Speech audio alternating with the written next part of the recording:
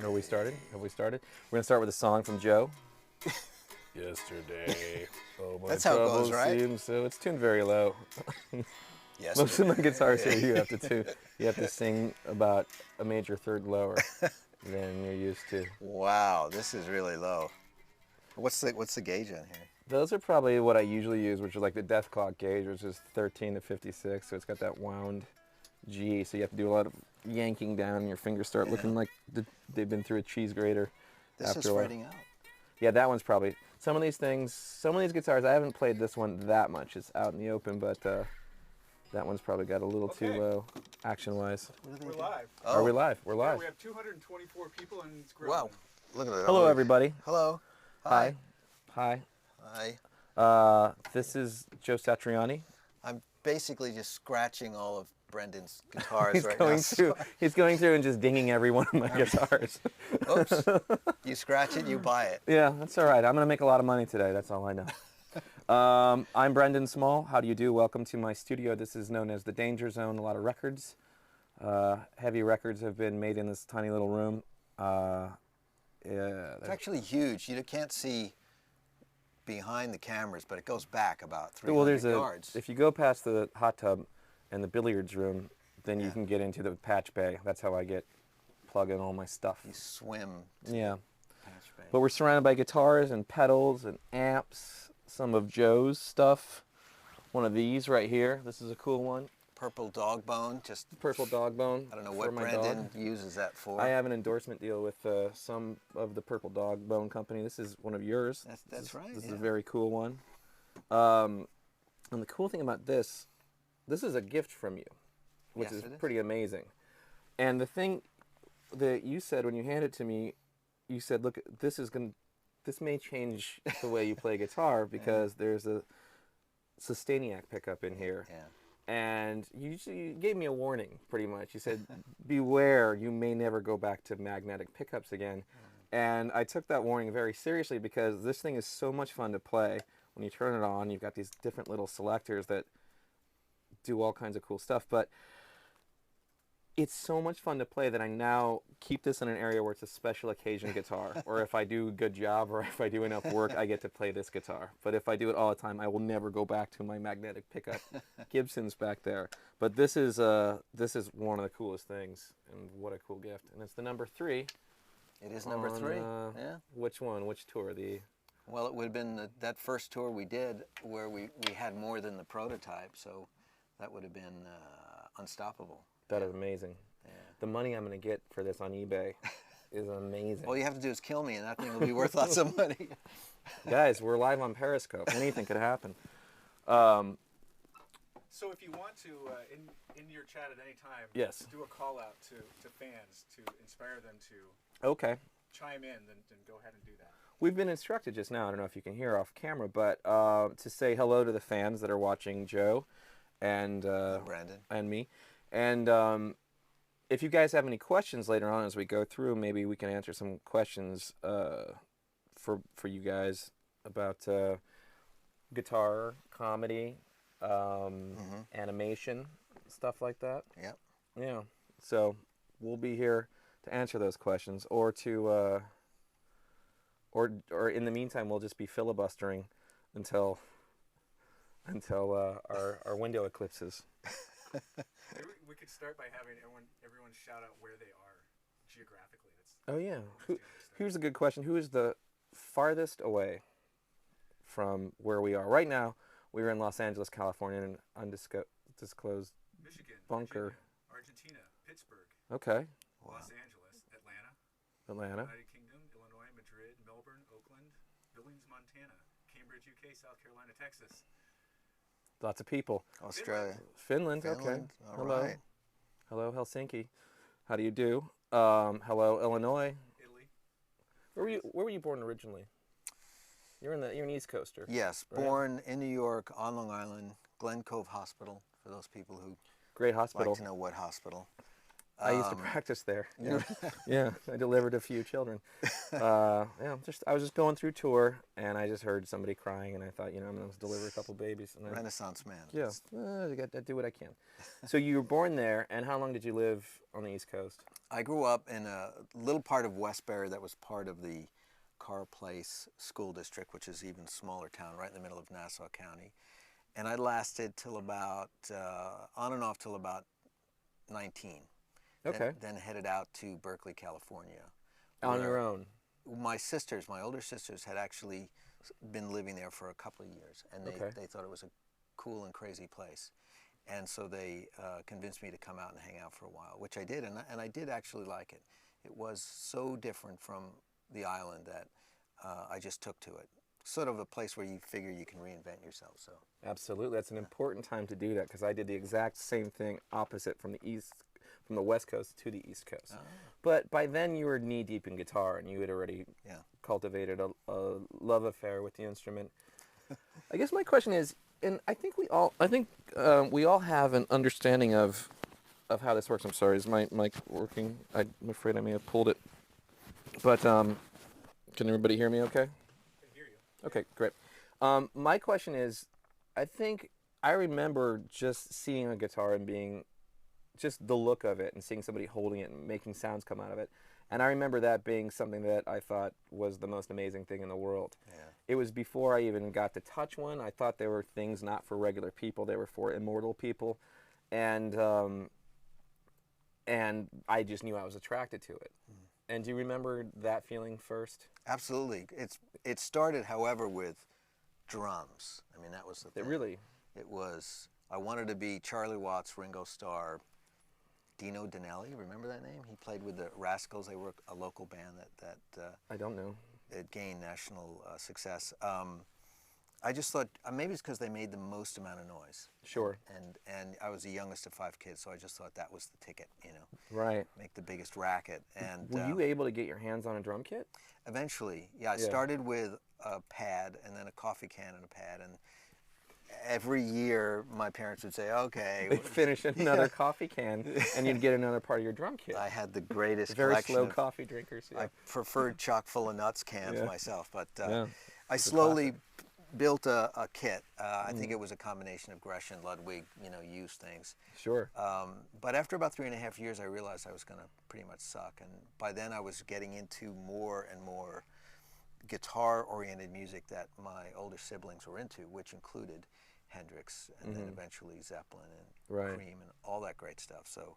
And what year was that when that light turned on, when you thought, oh, this is modern music that's speaking to me, first of all, and I want to wrap my hands around a guitar and try to be able to play it? Oh, well, it's definitely 70. It was like it was probably a force building inside of me, and I wasn't quite sure what it was. But the catalyst, unfortunately, was Hendrix dying. And then I just thought, I know exactly what I'm going to do. Forget about the drums. I'm going to become a guitar player. Right. And how old were you at that time? 14. That, to me, that age keeps coming back. I think that's the most crucial age for a kid to start sculpting out his personality through music mostly.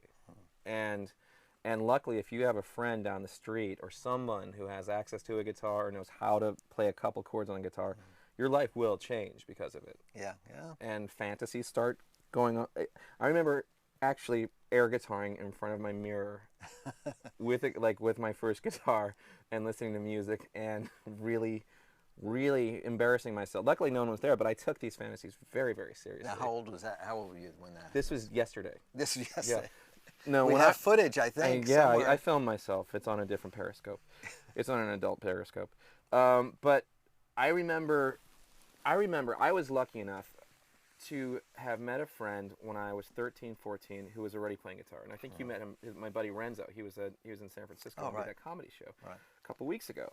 But he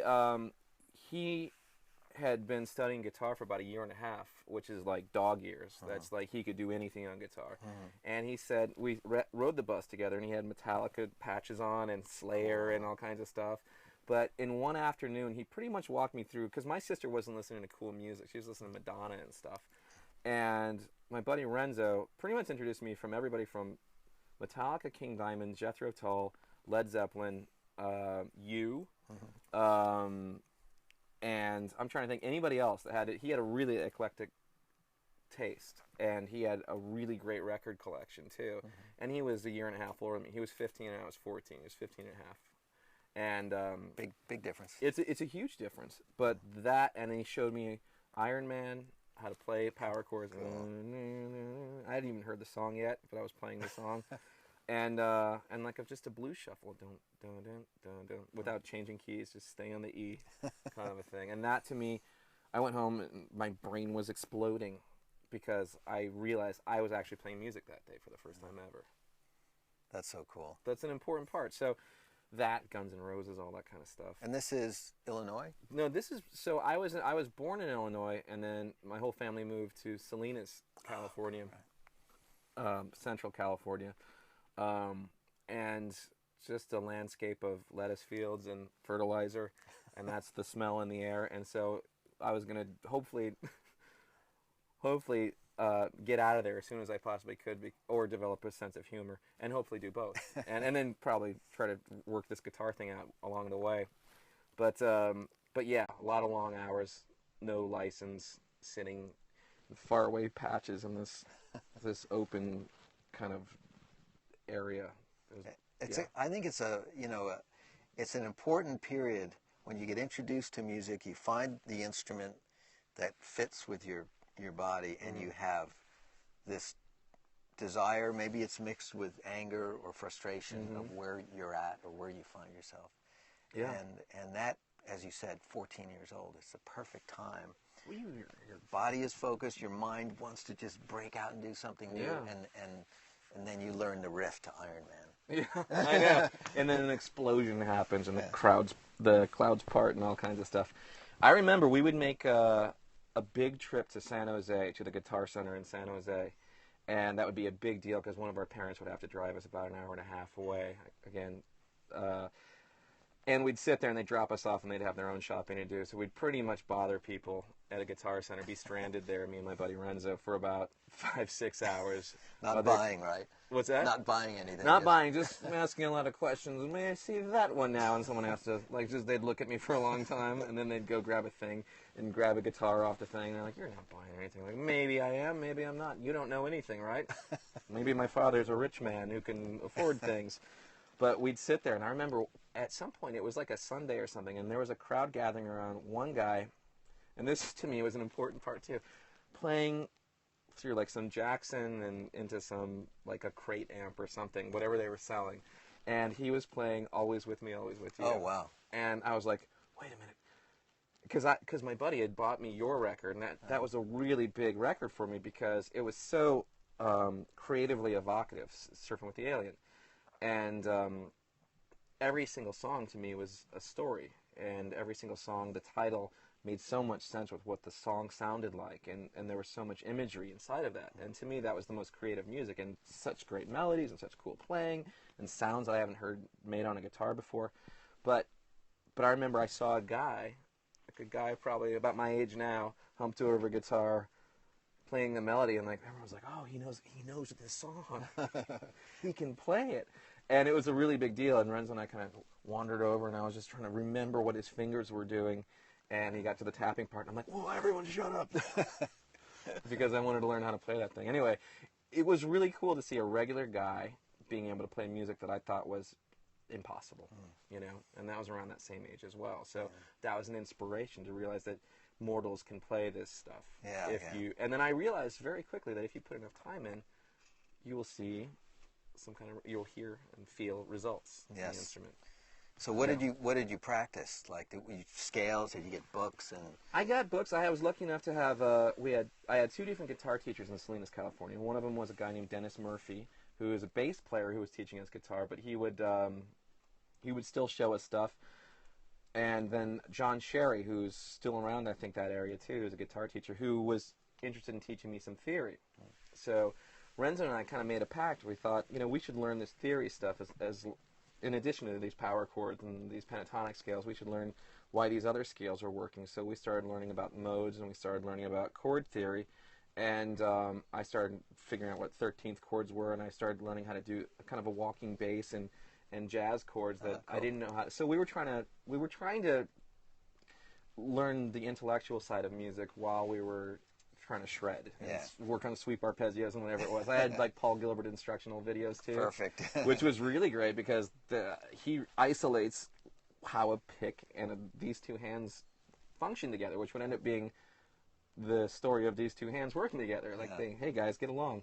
And so I was doing a lot of that stuff. On any instructional video, one of us would save up or pitch in. Like, there were a few other guitarists, and we'd sit at each other's house with our guitars and go, let's rewind that again and try to figure out how whatever Michelangelo is doing or whatever. But all that stuff to us was the most exciting stuff in the world. That's cool. You know? And now there's YouTube, so you can get that stuff anywhere. But those were expensive back in the day. They were. Like $60 for like a Frank Gambale. And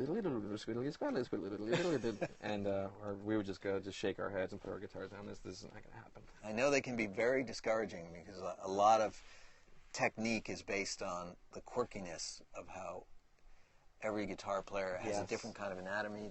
You know, things just happen easily to one person, and the other person finds it awkward. So it can be frustrating if you're watching somebody like Gambale just effortlessly do all this. He's like playing with a Ritz cracker. It's just so light. It doesn't, and then he's got no choice, and he's got a harmonic understanding of the instrument on top of that. Yeah. I wonder for you, and I think people probably ask this all the time because people do put so much emphasis on how you're getting the notes, the sound, and the technique. When did you feel like your guitar playing was starting to feel like it would become what it would eventually show up to your first couple records as being? I don't think that happened until I'd moved out from New York to Berkeley, and I spent a lot of time seeing how many hours I could practice in a day. Let's say if I work up to like 12 hours a day, and I only did that for about 2 months. So because it monopolizes your entire existence if you're going to play for that many hours. You can't really do anything with anybody. You cannot be a social person. Right. You can't have a job or do anything. So, but I had been on tour with this disco band leading up to that period, and I'd reached a complete moment of frustration, and I thought, I'm going to go to California, I'm going to woodshed, I'm going to see what happens. And I think at the end of that, I saw maybe, just maybe, like you glimpse a star, or you're looking in the night sky and you think, is that a star or my eyes playing tricks on me? But it was kind of like that. Yeah. And I kind of held on to that, but then I had to get busy, teaching and being in a band that was like professional, which was the Squares. Yeah. That went nowhere, but we were very professional at it. But you put yourself in a situation where you're playing out and you're putting yourself on the spot, which is another important part about developing technique, and then on top of technique, improvisational skills and being able to wrap your mind around how to make this thing that you think sounds good in your bedroom sound good for other people. That's a whole learning curve to that stuff. But it's funny. I think technique is funny for a professional guitarist like yourself. It almost seems Thank you. I finally acknowage that you're you a heard it. professional. It's got to be true. It's got to be true now. But I think it's like a currency that you kind of maybe don't think about as much now. It's kind of there. Mm-hmm. Almost like, if you're spending your whole life going, I don't have enough money, and all of a sudden you make a lot of money and you don't care about money anymore. Mm-hmm. That's what I think chops are. Yeah, it's kind of the same thing in some way, where you're like, maybe it's more about, I realized in the first record I did, the first Dethklok record, whatever I had been working on up until that point, I was pretty much flushing all down the Dethklok toilet, and I ran out of licks by the halfway point of my record. And I thought, okay, I'm out of licks. I've done every trick that I've known, from Paul Gilbert to you to whoever else I was listening to, Eddie Van Halen to whatever. And now I got to start thinking about melodies. Oh, yeah. And that's where I thought, that's the big lesson I wish I had learned even before that record, is that you're going to run out of licks. All you got are melodies, and all you got are your ears. Yeah. I don't know. Yeah, and your competition, so to speak, which are also in a way your comrades, they will learn whatever it is that is cool. So if you invent something, pioneer something mechanical, especially today, everyone will know it in 24 hours, and most people will probably be able to do it better. Unless you're a total freak of nature, but... Oh, yeah. I mean, have you ever sat down and spent some time on YouTube just looking at people? Of course. It's mind-blowing. It is. It's crazy. How good these people are. Yeah. There's a new thing that goes on as well. I'm sorry. Yeah, it's all right. But where they're just amazing guitar players, and I'm like, okay, cool. Where's the record? And they're like, no. No one said there was going to be a record. And I thought, you know what? You're right. I just want to watch you play guitar like a maniac on these like little clips on Instagram or whatever it is. Just watch a guy just do it. It's almost like watching someone like lift an amazing amount of weight. That's like right. I don't need that to be in the context of a story. I'm just watching that happen right now, and that is an amazing thing. Have you seen the clip of there's a young guy from Tehran who sits down in his living room with an acoustic guitar and a metronome, and he plays so fast your brain says that's impossible. Is it like one of the Flight of the Bumblebee kind of things where they keep putting the... It's that and more, and it just and of course he starts at a speed that is beyond me anyway, right, and then he just proceeds into an area where my ears are failing. Like I'm not even sure it's... I can't tell if it's clean or not, and also I can't tell if that's a pick anymore. I can't tell what's going on. Exactly. Yeah, I know. Yeah. But like you said, it'd be great if there was a record.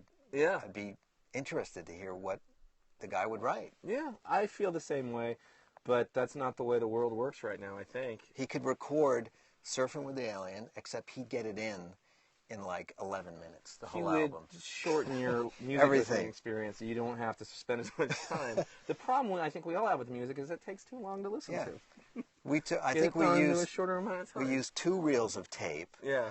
To record that album. I could have done with maybe a quarter of a reel. You could have used less tape. Save money. You don't have to put as much of like an album, less vinyl. You put out like a little 78. Everything. 32 songs on one side. Everything shrinks 32 down. songs on the other side.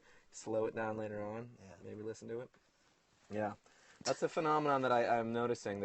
But amazing players. Guys who I go online and I go buy lessons and stuff like that to this day, just to see if just get outside of my head. Obviously, I know what I'm going to do. Right. How can I get my hands moving in a different way? Do you ever find yourself doing anything like that? Yeah. With anything to do with finger picking is something I've always thought I needed to see it in front of me. I've bought some of the printed literature, over the last couple of decades, and it just doesn't stick. But if I look at a Tommy Emmanuel live DVD, besides being totally like, oh my God, like I'll never get there.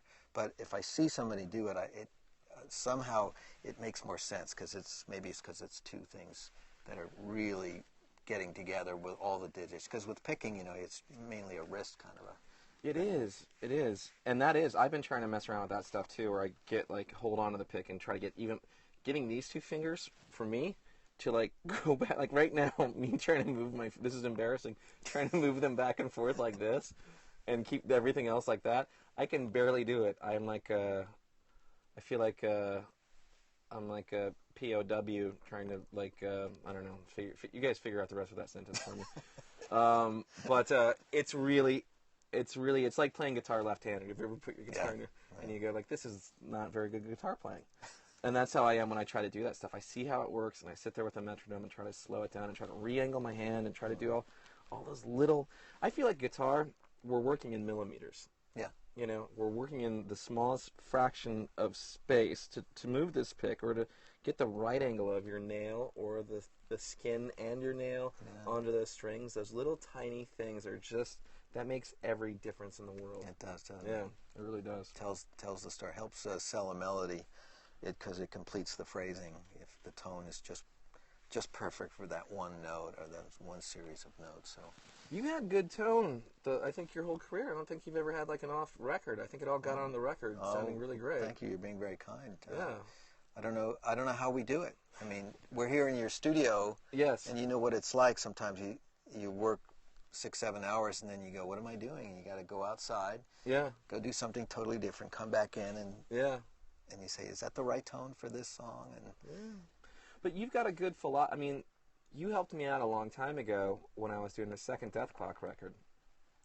You just asked me a question. I think we were maybe at one of those guitar player events or something. Oh, yeah. And I was in post-production and I was doing overdubs for this record. And you said, so what are you doing to record? And I I had just moved to this place, and I said, I don't have my studio up and running. I can't really record loud, and I'm still using this pod.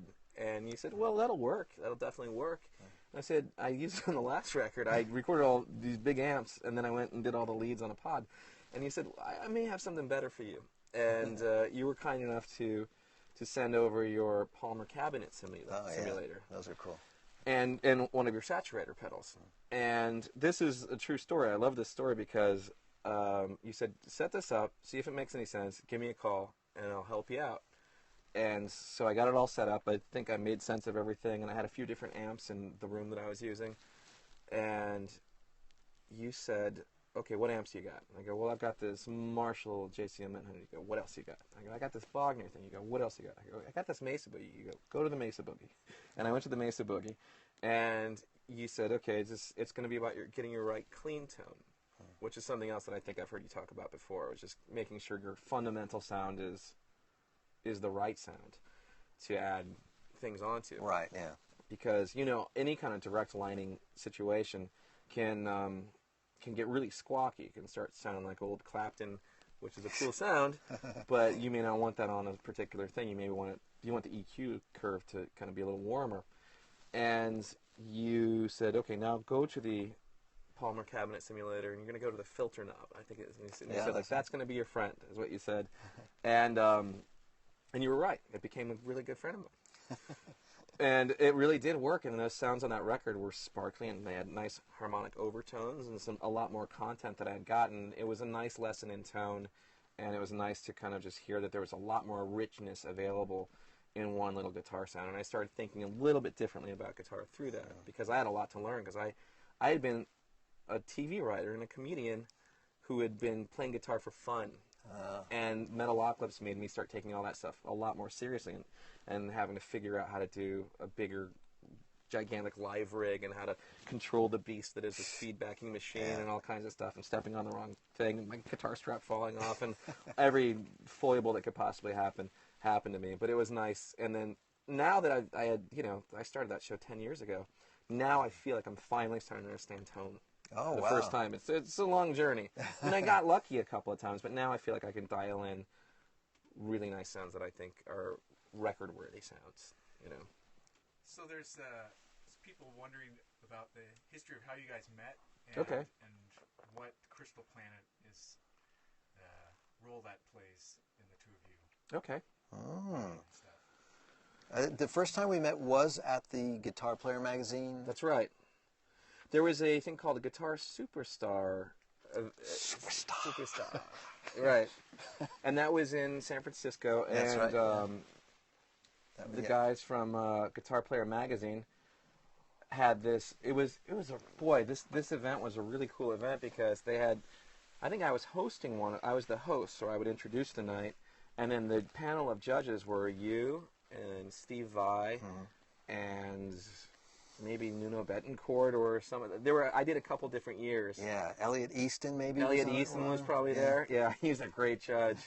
He was the Simon Cowell of the group. Yes. And he was awesome, because he's like, I'm coming at guitar from a totally different place. But what would happen is all these different guys from whatever age range had handed in demos, and they were selected to go play in front of this Mount Rushmore of judges that was just like this stone-faced guitar. It was actually, everyone was really warm and really nice, but I would throw up. I would not be good if I played guitar in front of those guys. I would really probably start crying. I'd probably start crying, and it wouldn't be like an emotional guitar moment. It would just be me crying and guitar feeding back on the floor. Anyway, they played amazingly. All of them were really great players, and we talked afterwards, and it was really fun hanging out. Do you remember anything in particular about that? Yes, I remember. I always take those things very seriously, maybe too seriously, but I, like you, I'm so surprised and impressed by how those contestants get up there in front of us and their competitors and an audience, a live, unruly San Francisco audience, right, and pull it together for 4 minutes. And it's a hard thing to do, and they would be, all of them would be great. Some of them would be far better than the others, but you know, And I always thought that they needed to be congratulated, but at the same time, if I saw, Right. I don't know, hubris or some, creep in or something, or if they had that attitude like they thought they were all that, Right. I felt the need to chop it down immediately. You're a little too cocky. You know, you're not very good. But that was the first time I realized that you were really funny. You were thank you. a naturally funny person. You had great command of the English language, which most musicians don't, especially guitar players. We tend to mumble and our sentences don't actually finish. It's funny, you know what? That goes back to that period that we all kind of go through where I'm shutting the doors, I'm going to learn how to play this thing. Yeah. You know, when you start putting the 12 hours in. And I remember, because I ended up going to music school after my journey in Salinas. I went to Berklee College of Music, and I realized I was surrounded by thousands of people who got good at their instruments and didn't get good at being a social person. And I talk about that to musicians all the time, that it's worthy of your time to put yourself in some awkward social situations to learn how to blend in with other people, because that is going to be a part of your career. You're a very verbal person. You're a nice guy. And I think people need to see that there's a reason that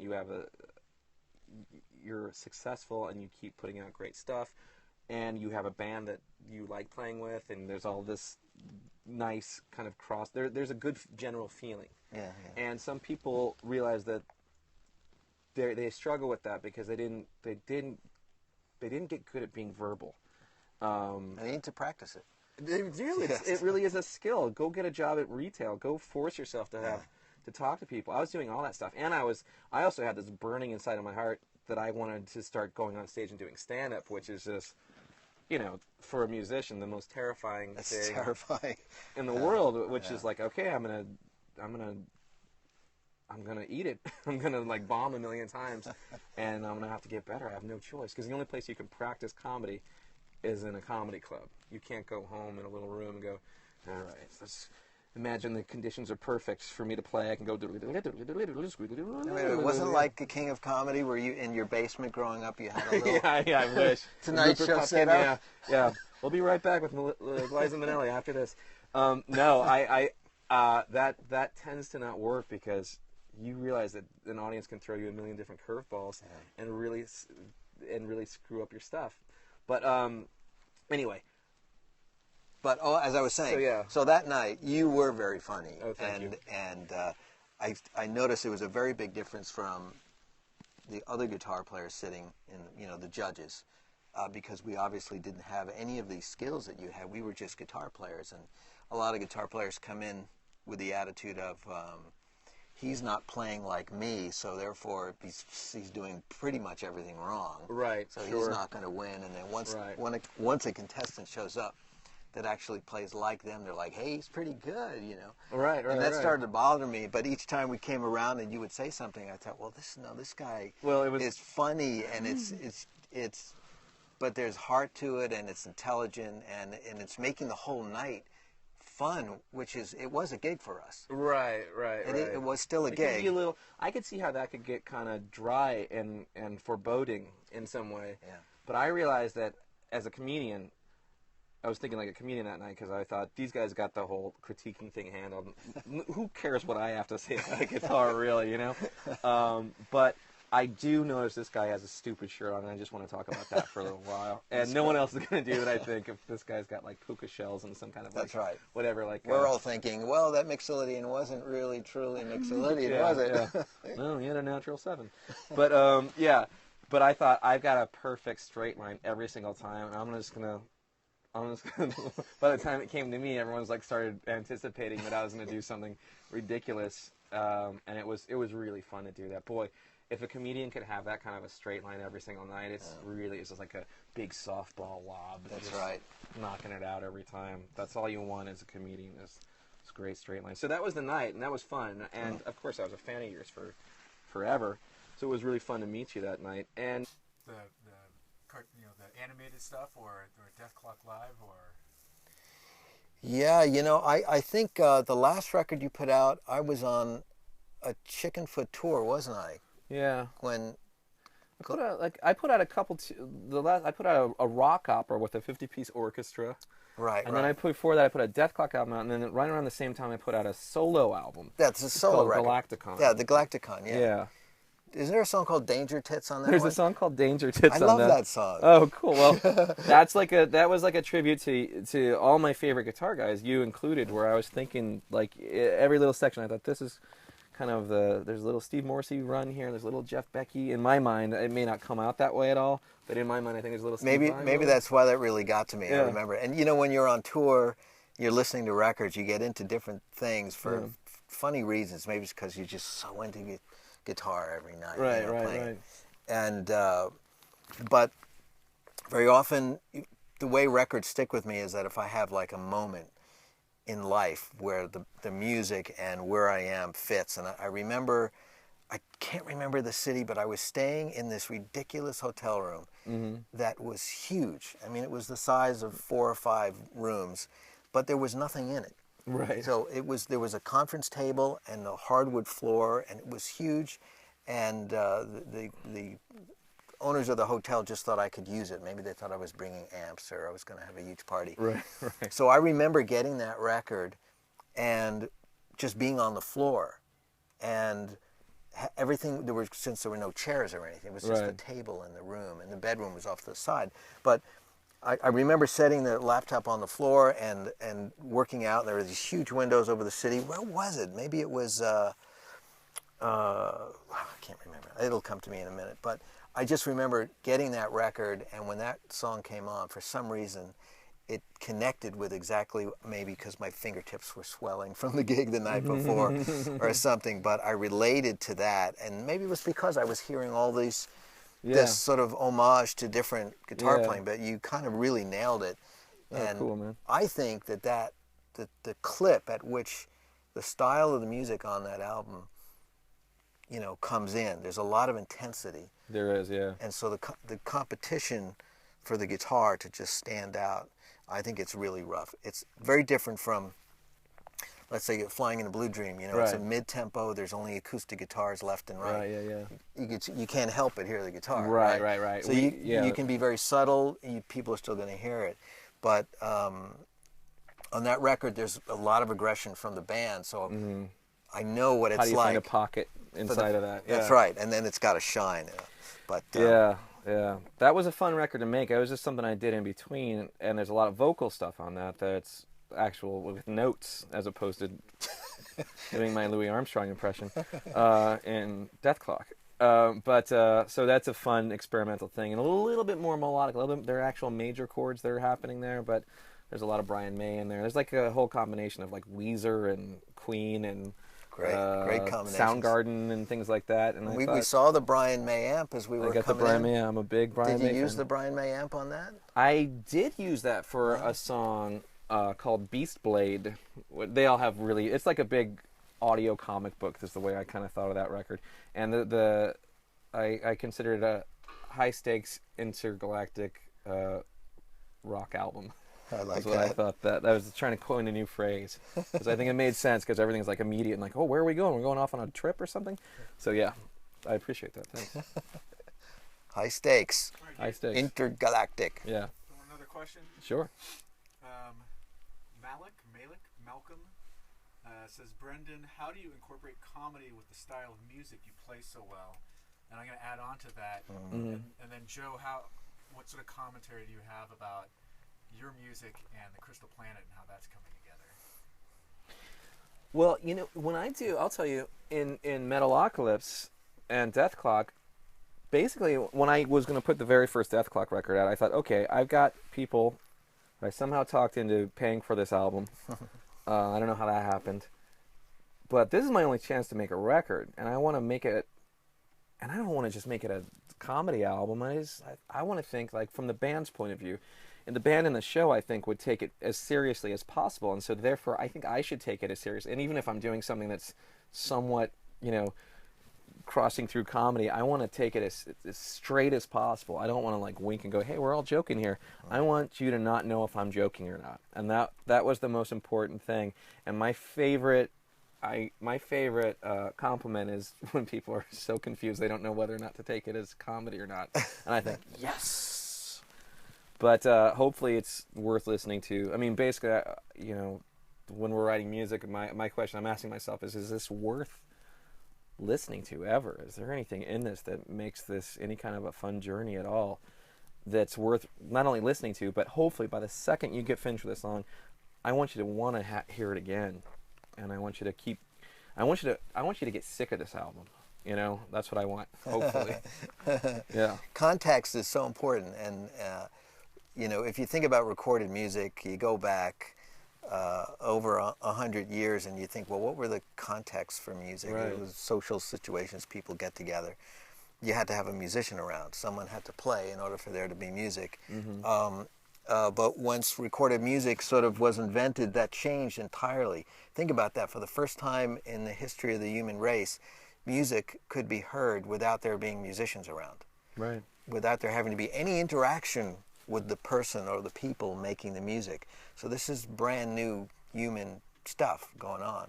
And then you keep moving forward and you go, well, that means there's perfect music for walking the dog, for eating a bowl of ice cream, Yeah. for making love, for being in an argument, for going to the gym, for driving fast, driving slow, for wearing tight clothes, for wearing loose clothes. I mean, it's endless, really, the context. And why shouldn't there be music that's more appropriate than others for all of those things?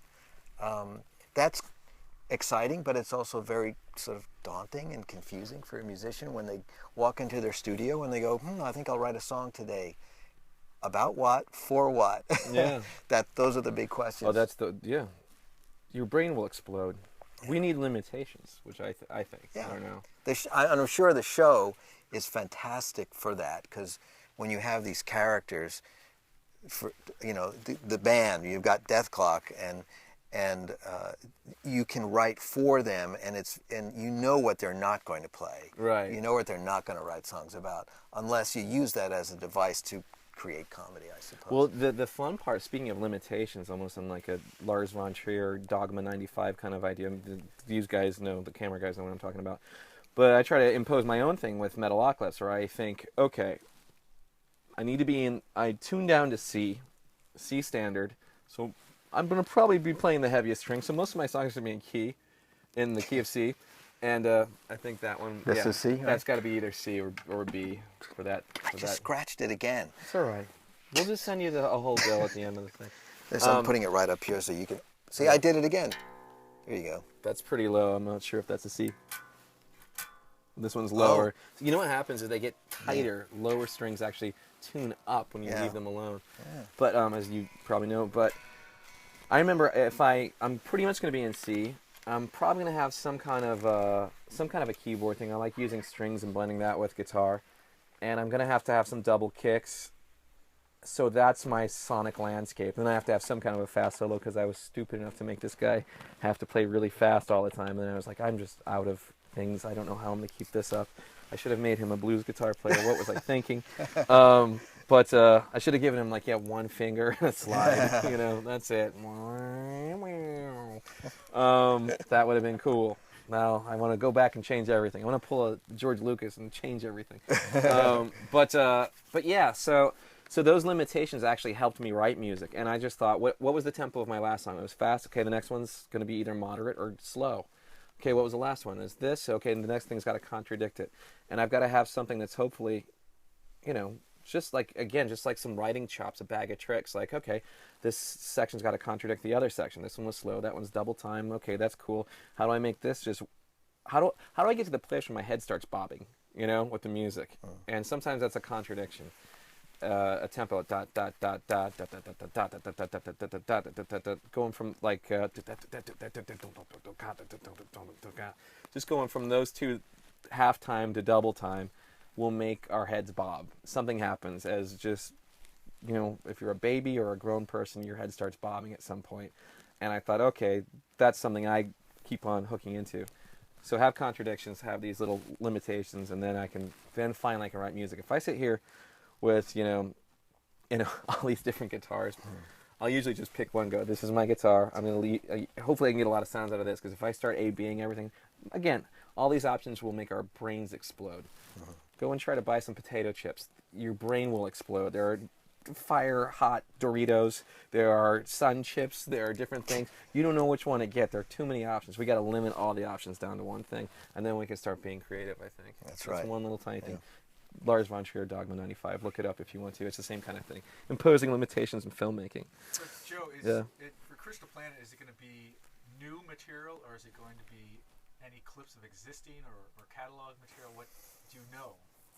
Yeah, you know, what exists now is a catalog of about 300 cues, from as short as, you know, strange little noises to represent strange little things that happen on a planet in the future, all the way to songs that are traditional length, 3.5, 4.5 minutes, and everything in between. And some of them are represented by a band, like what you would normally call a rock band: guitar, bass, drums, keyboards, guitar, you know, that kind of stuff. And others are deconstructed into some stranger instrumentation to represent the environments that I've been writing for. But because the writing took an unusual turn, because we were creating the series as we went along, Ned and I would have a discussion about, let's say, maybe this character has a history with a loved one that had a health problem, and that person died, but before then there was some very important information given, and that would spark something inside of me, a memory, and then some creativity, making something up, and then I'd go to a keyboard and create a pulse with a synthesizer, and I'd write, you know, 2 minutes of something that was evocative for just a little scene that I wasn't even sure how long it was going to be, because Ned hadn't really written the script. He just came up with the idea for that moment in the characters' lives.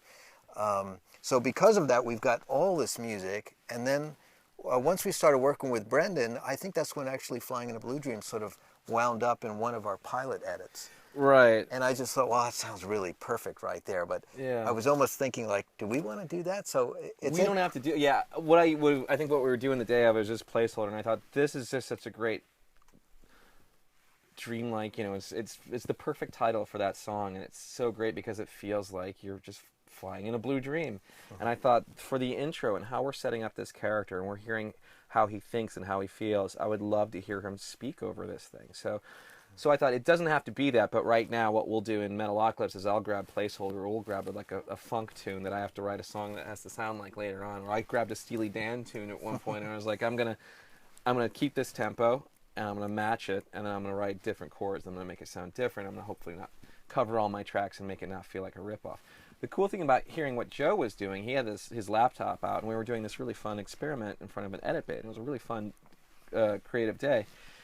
And it was really cool to hear some of this music that sounded really dark. It almost sounded like music that would be from True Detective or something, season 1, and no, season 2, and it was really cool. It's really electronic kind of stuff, and I could hear your fingerprints in there, which was really cool. And but it was a group of really cool incidental cues, you know, not just not to be featured sometimes, to kind of help cultivate an atmosphere. Right. Yeah. So it was really neat to hear all that stuff, and I love because usually I have to generate all that stuff, and it was so nice to have you with your flash drive going, oh, how about this and that and the other thing, and putting it in the edit bay and going, look, this music's already done. It feels so cool already, and it definitely, the slightest change in any kind of music in a narrative colors the piece in so many different ways. I mean, go home and, you know, watch The Godfather with yakety sax on it.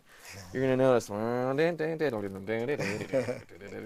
everyone's like, yeah, it changes the thing, and it really changes everything. I think I'm gonna do that with There Will Be Blood. I'm gonna do that. Yeah, do that too. That'd be really cool. Do like the Macarena. All right, here we're gonna do something different here. Yeah. One-word answers to these questions. Okay. Okay. Because we're talking too much. I get it. I get it. Yes. Okay. Joe. Yes. Will you ever make an album with Steve Vai? Yes.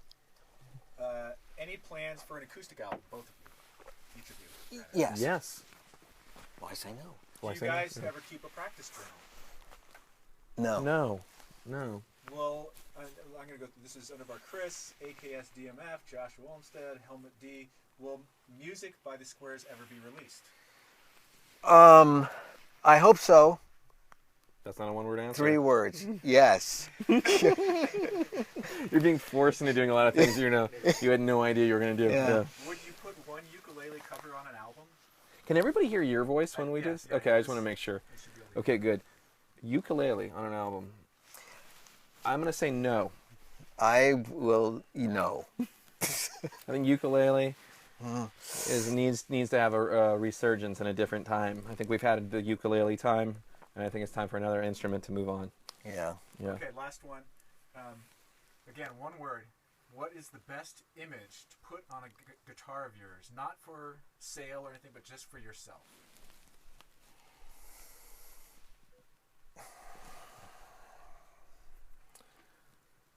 Digging deep. I know. 1 word answer, huh? Yeah. Phrase. The phrase is okay. Danger tits. I was going to say chicken foot. I like to see one guitar with both of those. Yeah. I don't know what Danger Tits looks like.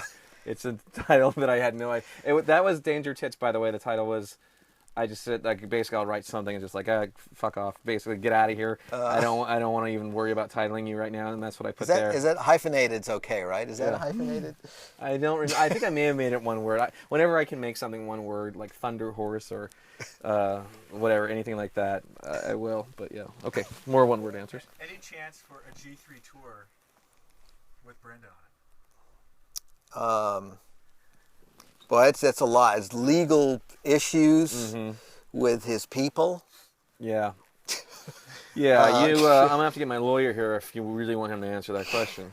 I bet that, we would know more about that if we could just get into his practice journal. There's probably lots of stuff that... I think I would make the cut after, like, if it got to, like, G23. Like, we need a 23rd guitarist. Get Brendon, he's available. No, the answer is yes. All right. We've been going for an hour and 40 minutes here. So. Whoa, Does anybody have wonder. any final questions? Yes. Yes. No wonders.